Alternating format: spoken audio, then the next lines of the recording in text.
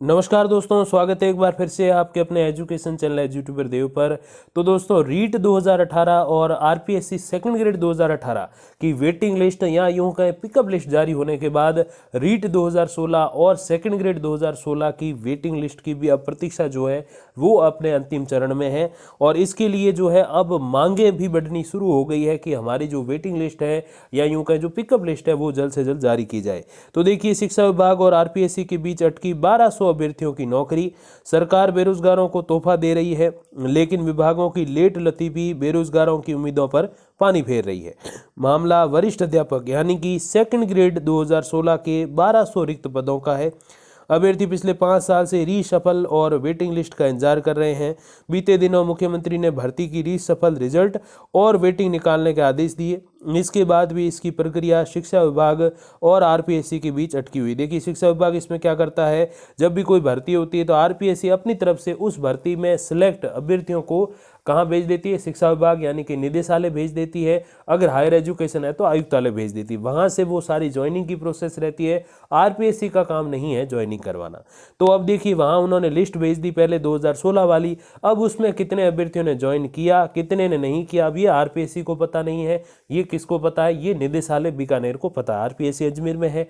तो वो वापस जानकारी भेजेंगे कि हाँ सर, इतने पदों पे आपने हमें जो है अभ्यर्थी चयनित करके भेजे, लेकिन उसमें से 90% या 95% या जो भी परसेंटेज है उतने पदों पर अभ्यर्थी चयनित होकर उन्होंने ज्वाइन किया, लेकिन कुछ पद जो है वो खाली रह गए क्यों उसमें जो अभ्यर्थी थे वो पहले से सिलेक्टेड थे या उन्होंने ज्वाइन नहीं किया किन्हीं कारणों से, तो पहुंचे नहीं पहुंचे वो सब एक अलग कारण है, लेकिन किसी भी रीजन से वो पद रह गए खाली। तो उस पद पे आप क्या करो, वेटिंग लिस्ट पिकअप लिस्ट जारी करो या फिर रीशफल जारी करो। अब देखिए, इसमें क्या फर्क है, जब कोई भी जो कट ऑफ है या कोई भी जो एक सिलेक्शन वाली लिस्ट जो है, मेरिट लिस्ट जो है, उसमें छोटे मोटे चेंजेस जो होते हैं उसको क्या बोलते हैं, रीशफल रिजल्ट। पहली चीज क्लियर।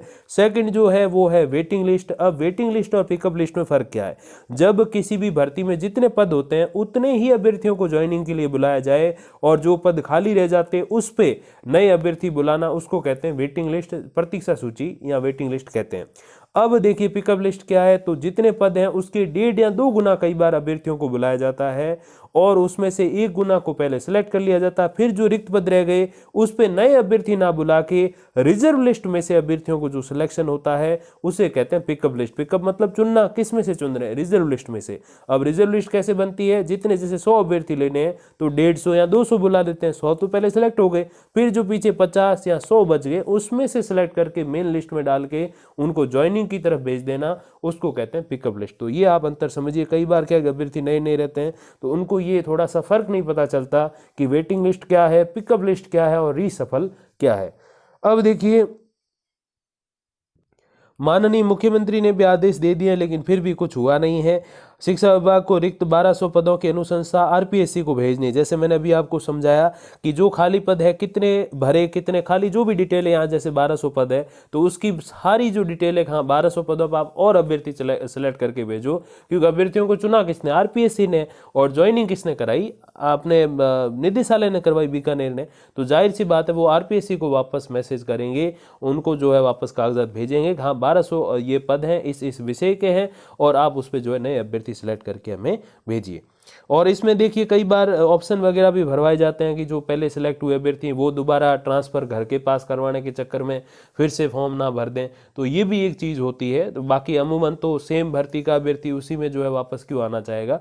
तो इसमें भी जो ऑप्शन वगैरह भराए जाते हैं, जैसे पहले रीट में आई थिंक भरवाए गए थे कि पहले सेलेक्ट हुए कैंडिडेट फिर से वेटिंग लिस्ट में नहीं आ जाए, तो ये थोड़ा सा ध्यान रखा जाता है। और इसके बाद जैसे इसमें एक और बात रहती है, जैसे इसके बाद सेकंड ग्रेड 2018 का एग्जाम हुआ और भी कई सारे एग्जाम हुए, लेकिन इस सेम ग्रेड का 2018 में हुआ। तो 2018 में जो चयनित हुए 2016 में नहीं हुए, तो उनसे भी जो है 2018 वालों से ऑप्शन भरवाया जाएगा कि अगर आपका 2016 में चयन होता है तो आप उसमें ज्वाइनिंग मत करना, दूसरे अभ्यर्थियों के लिए जगह रहने देना। तो ये भी एक उसमें चीज़ होती है। और ये भी कहा, उसमें लिख लिया जाता है कि हाँ उसमें मुझे चयनित ना किया जाए। तो अगर उस जो नाम का कोई अभ्यर्थी जो अगर होता है उसमें आता है तो उसको फिर निकाल लेंगे, हाँ पहले जॉब लगा हुआ है, और उसकी जगह नया अभ्यर्थी चुनेंगे, ताकि जो है वो सीटें फिर से रिक्त नहीं रहे और फिर से कोई पिकअप या वेटिंग लिस्ट की आवश्यकता नहीं पड़े। तो ये भी उसमें चीज़ें जो है ध्यान रखने वाली होती हैं।